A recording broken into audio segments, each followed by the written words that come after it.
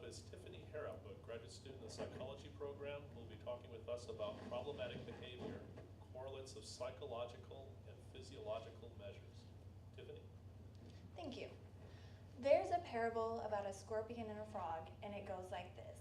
A frog and a scorpion meet at the bank of the river, and the scorpion asks the frog to give him a ride across to the other side. The frog says, "Why would I do that? You'll kill me." And the scorpion says, "Well, that's not going to help me because I die as well." So the frog agrees. They get about halfway across when the frog feels a sharp pain in his back. As the paralytic starts to set in and they're both sinking, he turns to the scorpion and says, "Why?" The scorpion says, "It's in my nature."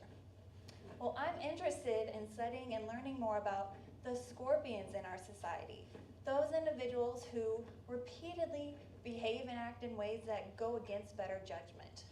And they're often described as being aggressive, impulsive. They act without thinking about the consequences of their behavior and who it might hurt.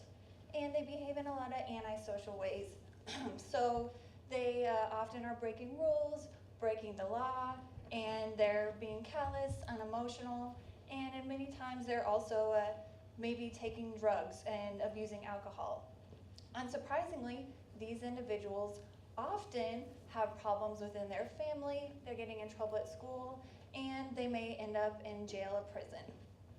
So for our research, what we really wanted to know was, is there a physical difference, some sort of physiological measure that would differentiate these individuals from everybody else? And we decided to focus on eye movement metrics.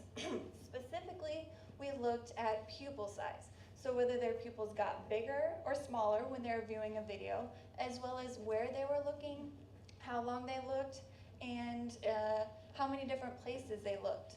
So we had participants fill out a self-report measure that was designed specifically to measure traits of these behaviors that we were interested in. And then we also showed them 3 30-second video clips, and these video clips were sort of a general measure of these types of behaviors. So they included aggression and violence and drug use, sort of rampant drug use actually.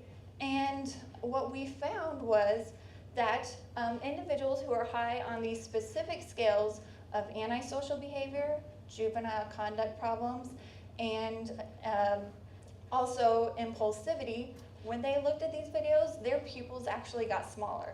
And this is interesting because prior research shows when we're emotionally aroused, when we're excited, when we're frightened, when maybe we're disgusted, our pupils actually get larger, which suggests that for these individuals, they in general may be less emotionally aroused than the rest of us. And this may actually help us explain and understand why they're engaging in those problematic behaviors. They're going out and they're seeking some sort of excitement or sensation, and they're doing so by breaking the law, breaking the rules, trying to reach this optimum level of arousal, which for the rest of us, we're able to do by just engaging in normal behaviors that aren't problematic. Thank you.